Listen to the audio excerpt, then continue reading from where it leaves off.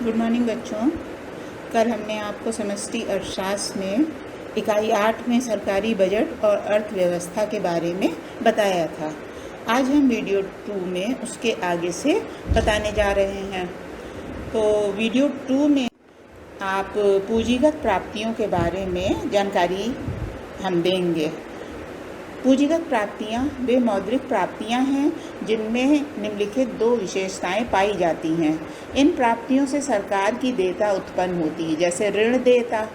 दूसरा, इन प्राप्तियों से सरकार की परिसंपत्ति कम होती है, जैसे सार्वजनिक उपक्रमों के अंश बेचकर प्राप्तियाँ। पूंजीगत प्राप्तियाँ, पहला है इसमें ऋणों की वसूली, दूसरा है ऋण और उधार, तीसरा है विनिवेश। ये 3 प्रकार की प्राप्तियाँ हैं। ऋणों की वसूली, इसमें राज्य सरकार, संघ राज्य क्षेत्रीय, विदेशी सरकारें और सरकारी क्षेत्र के उपक्रमों, सांविधिक निकायों आदि को दिए गए ऋणों और अग्रिमों की वसूलियां शामिल हैं। दूसरा है ऋण और उधार, सरकार विभिन्न स्रोतों से ऋण लेती है। फिर है विनिवेश। विनिवेश से आशय सरकार द्वारा सार्वजनिक क्षेत्र के उपक्रमों को आंशिक या पूर्ण रूप से निजी हाथों में बेचने से है। इससे सरकार को आय प्राप्त होती है। बजट व्यय, बजट व्यय से आशय सरकार द्वारा एक वित्तीय वर्ष में किए जाने वाले अनुमानित व्यय से है। बजट व्यय के दो भागों में बांटा जाता है, राजस्व व्यय और पूंजीगत व्यय। राजस्व व्यय, सरकार के राजस्व व्यय की 2 विशेषताएं हैं।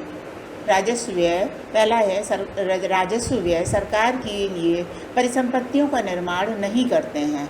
दूसरा है राजस्व व्यय सरकार की देयताओं को कम नहीं करते हैं।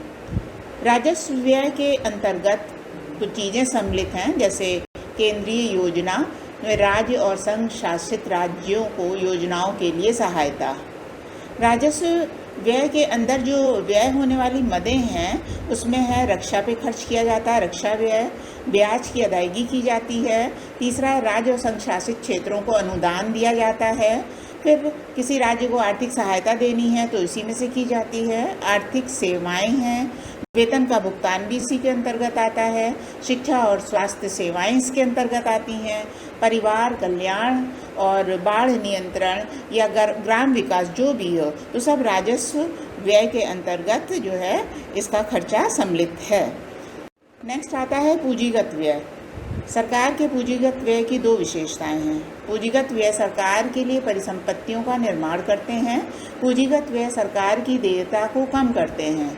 पूंजीगत व्यय के अंतर्गत निम्नलिखित व्यय सम्मिलित हैं। केंद्रीय आयोजन का पूंजी व्यय, पहला राज्य और गैर योजना व्यय, प्रत्येक योजना की समाप्ति पर उस योजना में संघ शासित राज्यों को ऋण दिया जाता है।